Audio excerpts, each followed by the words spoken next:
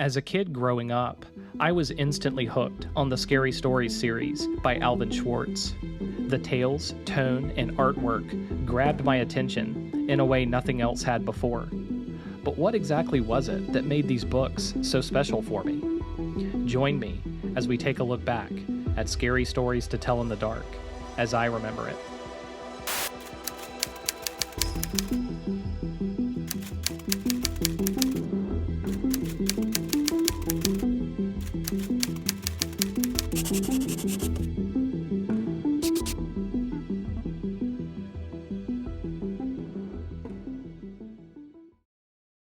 When I think back to my elementary school childhood, the Scary Stories books always seemed like they were there. It's hard for me to remember a time during that era when they weren't prevalent. I loved classic video games. Well, at that time, they weren't classic. I loved things like Terminator, Aliens, Ghostbusters, Teenage Mutant Ninja Turtles, and ghost stories. There was something about being scared that I loved. I really loved the atmosphere of ghost stories and getting into circles with friends in the dark and telling these stories. I have distinct memories of going to a friend's house on Saturday nights to watch Are You Afraid of the Dark on Nickelodeon. The 2-hour block that it came on was called SNICK, which was geared towards older kids. This would have been around 1992. A group of us would watch in the dark, have popcorn, get really scared, and trounce around at night around their garage, convincing ourselves something ghostly was close by. I had a myriad of books on the topic as a kid.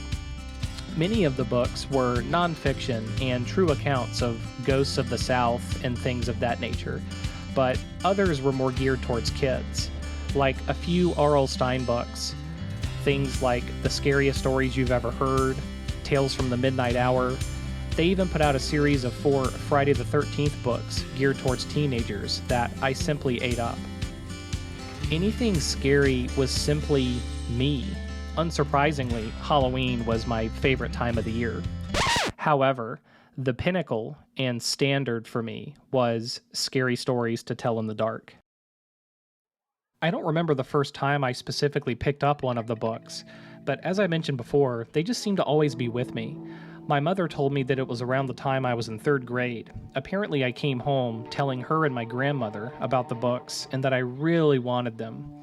This makes sense, as this would have been around the time I started taking an interest in books and reading in general. I have memories of consistently checking out copies of the books from my elementary school library, and thus having a memory of consistently seeing one or several of the books in my backpack. The copies in the library seemed different. They were typically hardcovers and tended to employ different artwork than the ones sold in stores. Even then, I wondered why this was the case. My parents and teachers seemed generally supportive of my love towards the books. I think they thought it was cute that I was so into them. No one seemed especially disturbed or concerned by the content, and that's interesting because they were pretty familiar with what was in them. So at the time, I wasn't aware of any controversy surrounding the books.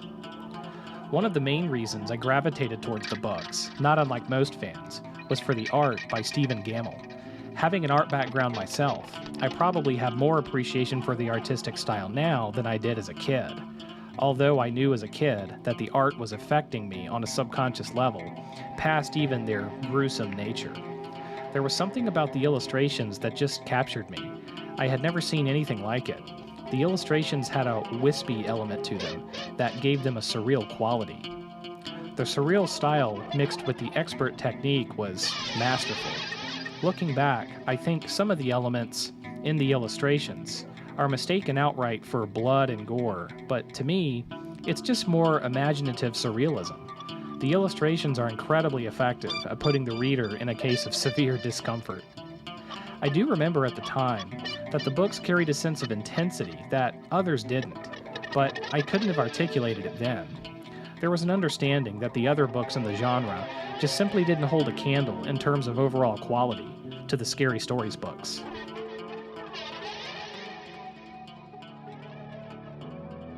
The Scary Stories to Tell in the Dark books were written by Alvin Schwartz and featured famously beautiful illustrations by Stephen Gammell. The first book, Scary Stories to Tell in the Dark, was published on October 14, 1981. The follow-up book, More Scary Stories to Tell in the Dark, was published on October 31st, 1984, and the final entry in the series, Scary Stories 3, More Tales to Chill Your Bones, was published on September 1st, 1991. The books are notable for having a scholarly character to them, having been exhaustively researched by Schwartz himself. I can remember as a kid not understanding what some of the introduction sections were, and not understanding anything about the bibliography. I didn't know what sources were. I mean, I was in the 3rd grade, so I didn't know what that meant. The core component of the books is that these stories originate from folklore and tales that have been passed down in various forms or another in different cultures, and the note sections in the books describe these origins. Arguably, the most notorious story of the first book, The Haunted House, tells the story of a priest who spends the night at a haunted house in an effort to finally put to rest the spirit there. He meets the spirit of a young woman, now ghastly and decomposing, who was killed for her money. Through the spirit, the priest helps apprehend the murderer and gives her a proper burial. In the notes for the story, you can see reference to Old Greasy Beard from pages 72 to 74. This references a work by Leonard Roberts called Old Greasy Beard, Tales from the Cumberland Gap, published in 1969. The story from this book is one called The Hainted House, with haint being an old Southern word for a specific type of ghost or evil spirit from the Carolina coast, found in tales from various regions of the South. In this story, a man stops to ask for food and shelter from a farmer, but there is no more room left on account of all the farmhands he has. So he looks across the creek and determines he will stay at a nice-looking 2-story house. The farmer warns the man that it is hainted, or haunted, but the man is still determined to stay there. He takes a goose from the farmer to roast over to the house. In this story, the man is met by several would-be spirits, including a cat and a dog, both of which each come down the chimney but are shooed away by the man as he is afraid they will ruin his goose over the fire. He is even met by the spirits of a dancer and some fiddlers, whose company he enjoys for a time, and then eventually asks them to go away as well. Funny enough, the man in the story seems relatively unaffected by the spirits. Finally, a coffin comes down the steps, and the man takes a hammer and opens it, and inside is a man without a head. He talks with the man, and learns that he was robbed for his money, but the robbers didn't find where the money was hidden.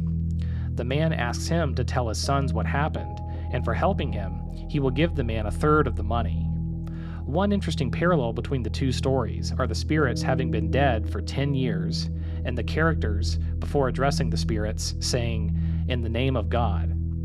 But most of the details remain very different. What is fascinating between these two stories is how they were a product of their times. The version from Old Greasy Beard seems so different and unusual in places, but that's only because my tall tale is the one Alvin Schwartz introduced in Scary Stories to Tell in the Dark. This proves to me that Alvin Schwartz really was influential to a generation of readers.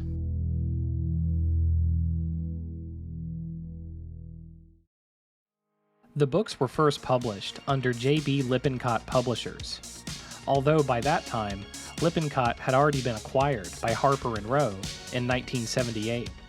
The first two books' earlier editions can be seen with the Lippincott Publishers label clearly on the book. As time went on, News Corporation, which was owned by the Murdoch family, acquired Harper and Row in 1987, in addition to Collins, which was based out of the United Kingdom, in 1989, and both were later grouped under a global brand known as HarperCollins in 1990. This appears to be why there exist many different versions and editions of the books, some with Lippincott, some with Harper and Row, and some with HarperCollins. The books even appeared under the Scholastic banner, with the first printing running in October of 1989, by arrangement with Harper and Row Publishers. Lippincott editions of the books are great collector's items, and can easily be worth several $100s or more. The cover art for the books remain fairly consistent. That is, until you get to the hardcover and library editions. The library editions just honestly seem like a roll of the dice. I can remember as a kid seeing many variations and wondering, what's up with these different variations in the covers? Over the years, the books have been released several times over as treasuries and 3 book packs, and there are some great versions here as well, featuring gorgeous layouts and designs. Now, I can't in good faith provide commentary on the Scary Stories to Tell in the Dark series without addressing the 2011 editions. These editions were notorious as they replaced the illustrations from Stephen Gammell with that of artist Brett Helquist. At the time, I was completely unaware that this happened, and only learned about it after. I did get a 3-book set of this edition because I do consider it part of the history of the series. However, these books elicit no real emotion from me, other than being an odd point in the series timeline. I'm guessing, and I haven't done much research on the topic, that this was done primarily in answer to the controversy surrounding the earlier edition's illustrations, although it was billed as the 30th anniversary edition by Harper. Even more interesting to me than the books changing in 2011 is the fact that the books changed back to the original illustrations in 2017. If I had to take a guess, I'd be willing to bet that sales took a dive from 2011 to 2017. The artwork provided by Brett Helquist is, in a word, excellent. However, I think to fans of the series such as myself, replacing the artwork was considered unnecessary, who didn't consider these newer editions to be their scary stories.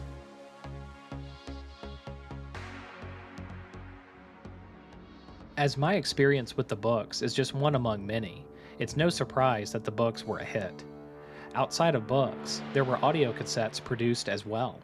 I didn't get a listen to these until much later, but the original collection is available on Audible. All 3 editions of the audio cassettes were narrated by George S. Irving. There is a more contemporary recording which features the voice acting work of Patton Oswalt, Melissa McBride, and Alex Brightman, but the recordings with George S. Irving are my go-to. In preparation for this video, I gave these stories a listen, and they are really very good. I love the fact that they simply scream 80s and are really quite simple. George S. Irving does an amazing job. Aside from being a prolific stage and television actor in his day, George also had a robust voice acting career as well. I was as surprised as anyone to learn that he was the narrator on the Underdog cartoon. The audio cassettes do an incredible job of capturing the essence of the stories. At that time, there wasn't much of a way to comprehend how these stories should sound or be told, which for the most part is a good thing. An interesting note on the Scary Stories to Tell in the Dark audio cassette edition is the alternate cover art that deviates from the book. Later editions under the Harper banner would simply employ the book covers on the front. There is even a version on vinyl, which pops up every now and again on Etsy and eBay, which features the first edition artwork mentioned before. One detail that I just love on the back of the Scary Stories 3 cassette box is the line, "Recorded on April 3rd, 1991 at Harper Audio Studios, New York." It's such a specific detail that to me harkens back to a time when we tended to see things like this. I can also imagine the pro, George Irving, going to the studio, doing his thing in a day, and then calling it a wrap. For enthusiasts such as myself, intact copies of the audio cassettes are highly cherished. The cassettes themselves are great, but having the cassette box and case in good condition, or perhaps even sealed, is incredible. However amazing the audio cassettes were, and still are, the Scary Story series was not destined to live solely on the pages of books, on the vinyl of records, or on the tapes of cassettes for long.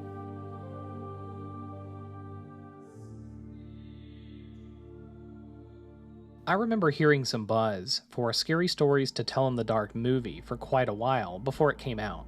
The buzz at the time, I would say around 2013 or 2014, was that Guillermo del Toro was going to direct, and I had mainly known him for his work on Pan's Labyrinth, though quite unforgivingly gruesome, a true artistic masterpiece.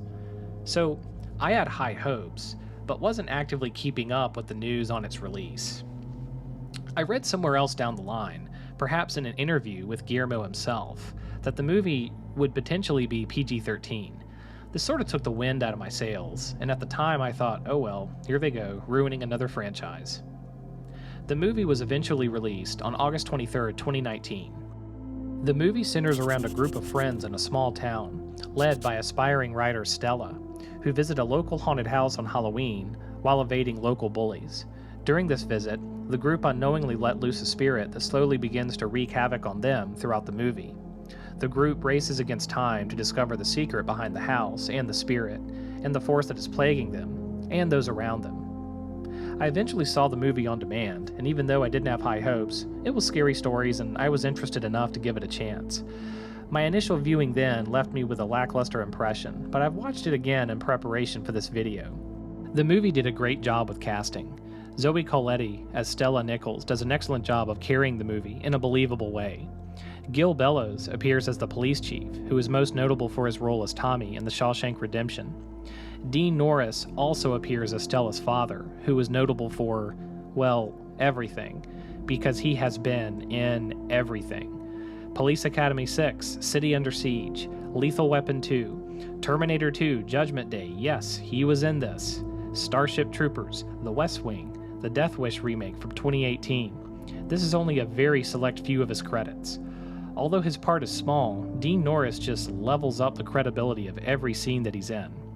The group of friends is wonderfully cast as well.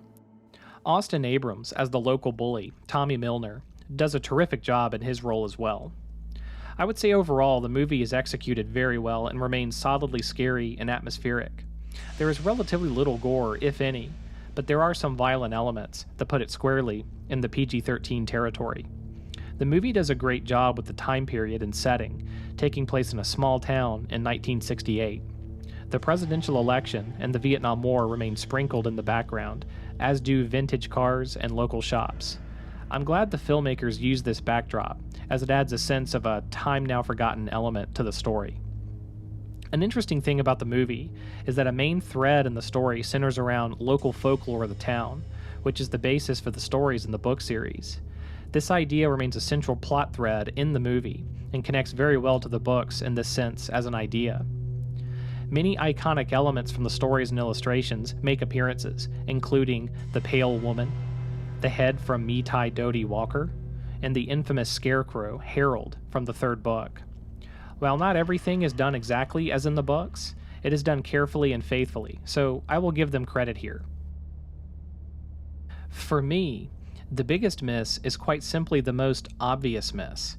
Why wasn't Scary Stories to Tell in the Dark made as an anthology? The straightforward plot narrative we got was just that, straightforward, predictable, and just not special. As well done as it was, I don't think this format suited the property well at all.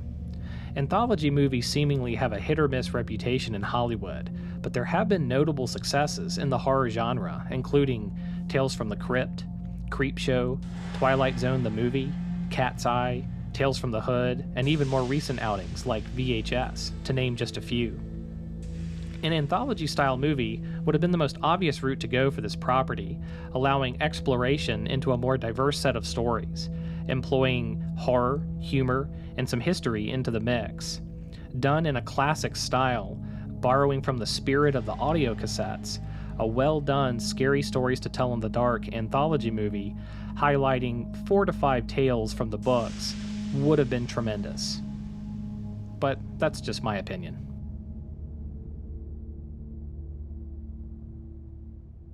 Similar to the feature film, I remember seeing a trailer on YouTube for an upcoming Scary Stories documentary, and I was stoked.